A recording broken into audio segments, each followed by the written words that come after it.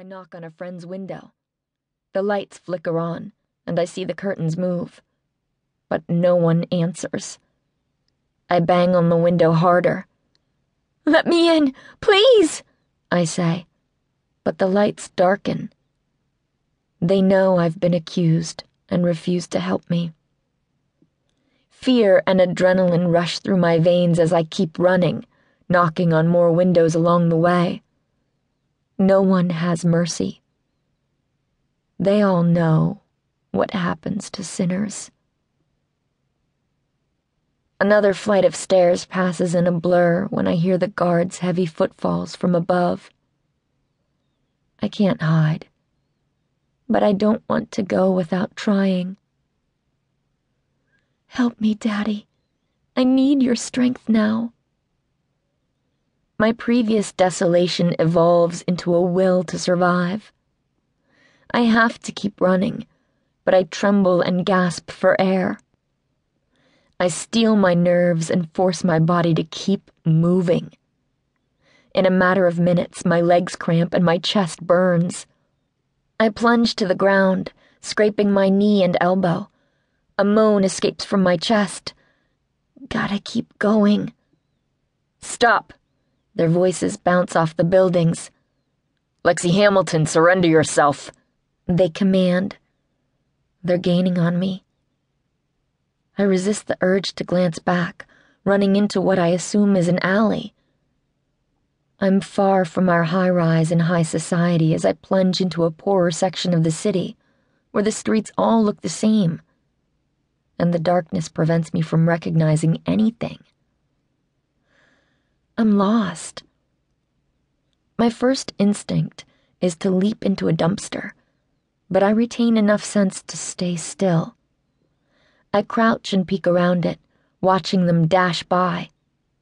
The abhorrent smell leaves me vomiting until nothing remains in my stomach.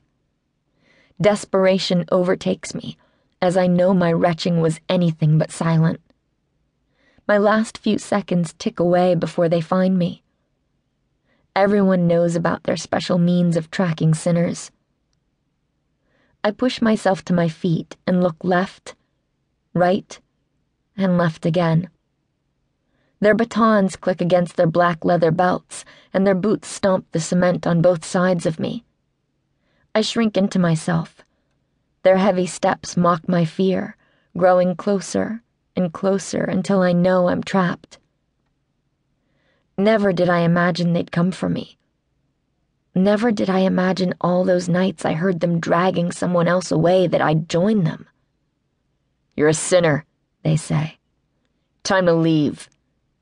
I stand defiant. I refuse to bend or break before them, even as I shiver with fear. "There's no reason to make this difficult. The more you cooperate, the smoother this will be for everyone," a guard says. I cringe into the blackness along the wall. I'm innocent, but they won't believe me or care. The next instant, my face slams into the pavement as one guard plants a knee in my back and another handcuffs me. A warm liquid trails into my mouth. Blood. Their fingers grip my arms like steel traps as they peel me off the cement. The tops of my shoes scrape along the ground as I'm dragged behind them until they discard me into the back of a black vehicle. The doors slam in unison with one guard stationed on each side of me, my shoulders digging into their arms. Swallowing hard, I stare ahead to avoid their eyes. My dignity is all I have left. The handcuffs dig into my wrists, so I clasp them together hard behind me and press my back into the seat, unwilling to admit how much it hurts. Did they need so many guards to capture me? I'm not carrying any weapons, nor do I own any. I don't even know self-defense.